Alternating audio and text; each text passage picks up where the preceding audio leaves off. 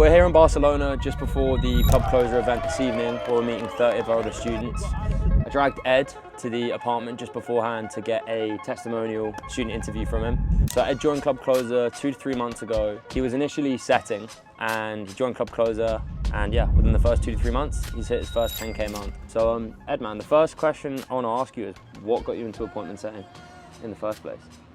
Man, I was running an agency. I always felt like I wanted to get out of, say, the 9 to 5 race. And yeah, I'd say maybe a little bit attributed to big Grant Cardone, right? Yeah. And got me into the sales section, and then appointment setting was like the first easiest step to get inside the world of sales, get some reps under my belt and just get better at sales and then level up from that. Sweet. So I actually didn't know that. You had an agency beforehand. I did, yes. So how long did you have the agency beforehand, and what made you make the switch from, was it social media marketing agency to then? Yeah, so I had an agency, ran it twice, failed both times, and I felt like sales was the big thing that was stopping the agency from growing every time. Always been like a big fan of leveling up skill set. And I think maybe I started the agency too soon in terms of my skill set. So I wanted to look at getting into sales, getting a blueprint and a fundamental standpoint of sales, and then leveling up from that. How long did you have the agency? 6 months. 6 months, both 6 months, or like? Yeah, both 6 months pretty much. And what were you doing? Was that like a full-time thing? Did you have a job? Were you at uni? Like, what were you doing? Yeah, so I was at uni the whole time. So I was basically went to uni, 3 years committed to it. The first year really went and actually studied. Second 2 years went to maybe a combination of like 1 or 2 lectures between the whole 2 years. Focused on the agency, focused on sales. And because you were disciplined, you didn't go out and party, you just locked in with the agency? I was like, I spent 18 months like completely locked in. 6 a.m. wake up, and then would just work on the agency, cold calling a lot, which really helped with like verbal dexterity. And then kind of filtered into taking sales calls, filtered into getting into my first setting. That's very similar to my story. I don't know if you know it, but I had the agency at uni and was trying to set it up at the same time. Curious to know like how you kind of found the discipline part of, like, I'm assuming you live with a few friends at uni. Yeah. Obviously they did very different things to you maybe in terms of like what you're up to now. How did you lock in and like find yourself being disciplined whilst maybe your mates were being a bit more That's a really degenerate good than you? Because I had like a really tough 6-7 months where a lot of people just didn't really understand. I always wanted something better. I always wanted something that I wanted to be exceptional, and I think to be exceptional, you have to be an exception. Yeah. And my friends were great, supportive, but never really understood. Same with the family. It really was, to be honest, social media. I maybe got a little bit into the scroll mode of seeing motivation after motivation. Yeah. I just knew what it took. I knew I wanted to get there. Maybe it was a bit of obsession. And I just put in the hard work and really was head down. Nothing was going to stop me getting to where I wanted to be in a certain time. What would you have done if you hadn't have done, like if you finished uni, what was the career path? That was I didn't know. What did you study? I studied sports science. Okay, so you were like, I got no idea. Yeah, and I knew I didn't want to do that. So I think it would be, I always knew I wanted to be successful, I just didn't know what I wanted to do. Yeah. So when did you decide that, hey, the agency's not working and I need to go back to the trenches, go back to the drawing board and start like progressing the skills more, obviously sales being the fundamental of that? At what point did you realize that, okay, I actually should really go back and focus on this? It was really a breaking point where I was putting in all the inputs and just not getting the output I wanted. And I realized it was a skill set thing, especially with an agency being quite a competitive industry. Oh yeah. At the start. A lot of like 18-year-olds, 20-year-olds, whatever it is, trying to start out. Smashing outreach. Yeah, blindly. outreach, and nothing was working. And I realized it was just because I didn't have this skill set. And then coincidentally, I kind of had like a few things tick on social media of remote high ticket closing, sales, and then started the sales outreach, which was a different ball game. So tell me, like, with the setting, did you buy a program or did you go straight in and be like, all right, I'm going to find a job? And how did you find that first setting job, given you had no experience? Did you have any clients in the agency at all? Or yeah, I made like 3-4K across a year in the agency, but got the first setting role very much by luck. I guess luck was really from a volume standpoint. I outreached to everyone on Instagram that you could think of. with, I'm sure you would know, a very bad message, We'll get onto that. right? And I didn't get any responses. And then I reached out to one rep who was on a team and managed to be from the UK, just connected me with the sales manager, and it was golden from there. Sweet. So how long was the setting sort of journey before you decided to go and look at high ticket closing and becoming a closer? Because you'd obviously closed for your agency, so you kind of knew how that went. Yeah, it was about 5 months, 6 months in setting full time whilst at uni. For sure. How did you find that time being a setter? Given what you know now about high ticket closing and being a closer, what differs? What did you like? What did you not like? Oh man, I wish I could like really talk to myself 6 months ago of like setting person of like, don't stress that much. As a setter, I felt I had a lot of pressure with the company. We got blamed for a lot.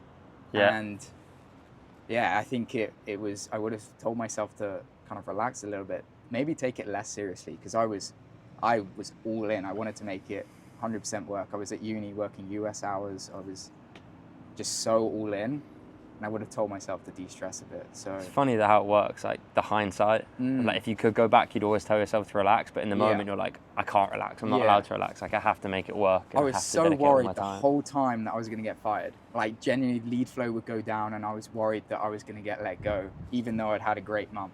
Or I didn't perform and I was worried, or they would blame me and I thought I was going to get fired. I made a mistake. I was so anxious because I just knew how bad I wanted it, and I knew how good of an opportunity it was to level up. But you were good in that role. You obviously made some money doing setting, and yeah, it's funny. I'll tell it now. Ed, I think the way you found me, Ed, was you reached out to be a closer for me on my personal Instagram, and I just replied like, oh, this outreach isn't really very good. If you want to land a job, like you're going to have to improve your outreach. And I was like not really selling on it, because we always get guys reaching out to like, you know, land jobs with Club Closer. And I was like, well, let me just send you a YouTube video that we've got on the channel called like how to do outreach as a high ticket closer. And I just sent you that video and was like, here, go take this video and go and see what's what. At that point, had you considered buying into more coaching or investing in yourself more so? Or were you like, no, I'm just going to continue doing this on my own? Oh, I knew I had to invest. Like I knew I had to. And when I reached out to you, I was just, I guess, looking for the easy route to get a role, and before investing in yourself. And yeah, I think it was kind of coincidence because I got in the algorithm. Yeah, you got blasted with the ads. And I watched the YouTube video, and then, as I'm sure you're going to share, I came back, crawling back with, really just crawling back to see if I could get an opportunity after actually outreaching to you. I wouldn't actually call it crawling back. I think I'm quite impressed with the sales process there. It wasn't fast, but it was like, here's some value. Then you got hit up with all the ads. Then you came back to us, which is obviously what we want. We want people not to get burnt and like get a sour taste in their mouth.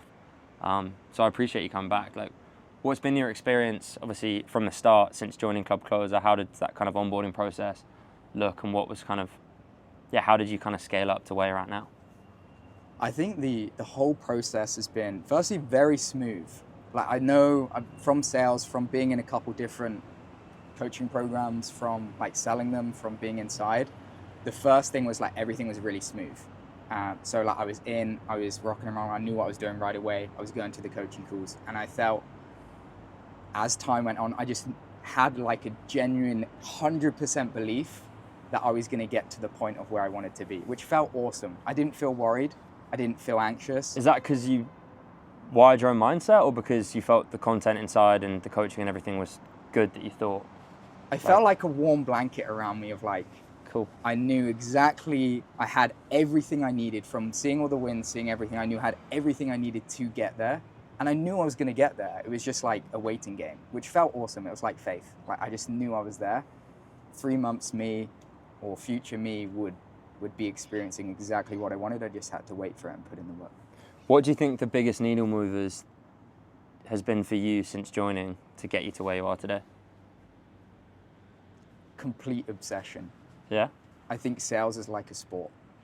It's like you're like an athlete. You've got to focus on mindset, physical health, gym, getting everything dialed in so that you can then show up to the calls in the right way to make the change for the prospect. And a lot of them need leading, And to lead someone, you have to be a leader. Yeah, you've got to be dialed in Yeah. like all areas of your life to be a good example for them, and actually, especially when you're selling to people that, you know, as you said earlier, business owners that, you know, have more money than you, make more than you. Just because they have that doesn't mean they can't gain value from you as an individual, and you showing them the right path is immensely beneficial. I think the one thing that like I knew I had over everyone else was I said to myself, I hated making the same mistake twice. I felt awful if I made the same mistake twice, because that means you didn't learn. Yeah. And to me, Alex Hormozi defines it really well. If you make that same mistake twice, you're dumb. You're not smart. Yeah. I always considered myself, and I labeled myself as being a smart person.